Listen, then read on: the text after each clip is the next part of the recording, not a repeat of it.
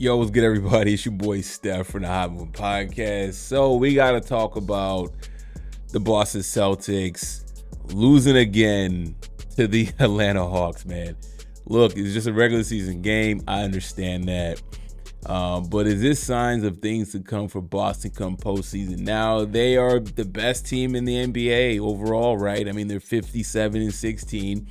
Okay, great regular season record. So kudos to them. But for this team, expectations are going to be in the postseason. Okay? Now, head coach Joe Mazzulla. I feel last year he got a big pass fine. You know, you're the first year head coach. After the whole Ime Udoka scandal, you lead the team to the Eastern Conference Finals and you lose to a lesser talented team in many people's eyes in the Miami Heat. Okay, some of the in-game adjustments, not doubling up on Jimmy Butler, or you haven't doubled him enough, letting shooters like Max Strus wide open, spacing issues, all types of schematic problems that he couldn't adjust or make adjustments in real time in that series. So fast forward, you have a great record, and you blow a 30-point lead to the Hawks, and you lose again to the Hawks. Is Joe Mazzulla on the hot seat? I know it sounds crazy, considering his record. Look, we saw what Milwaukee did in letting go of Budenholzer and then also letting go of Adrian Griffin at 30-13, right? So, could this be a make it or break it season for Joe Mazzulla, right? These latter games, could it be the Celtics are not taking this game seriously? But for the Boston Celtics' sake, you want to be playing your best basketball and going into the postseason like, yo, we're that team. Y'all ain't. Good luck coming out of the East because y'all got to go through us. But it don't seem like teams fear the Boston Celtics at all. They were talking about Jason Tatum being MVP. Listen, great player. Who wouldn't want to have Jason Tatum on your team? I don't see MVP caliber player unless Jason Tatum has an all-world season, an elite season, where he's leading in scoring, rebounding, assists. Like, just his game, he's dominating on a night-in, night-out basis, like we've seen from previous MVPs. Man, this is gonna be a tough postseason for Joe Mazzulla.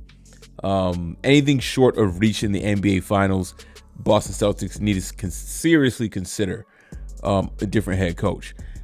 Now, is Joe Mazzulla a bad coach? No, I'm not going to say that. But considering that you were in charge of a roster like this with big expectations, you got to deliver and get out of the East. Have to. This loss is not good. It's not a good look. I know this loss doesn't affect them really doesn't affect them at all. But the eye test, right? How you're playing basketball into the postseason is not a good look. Blowing a 30-point lead to many people thought Atlanta was dead in the water, but you know what? They've been competing all season despite Trae Young in and out of the lineup. You lose to Atlanta previously.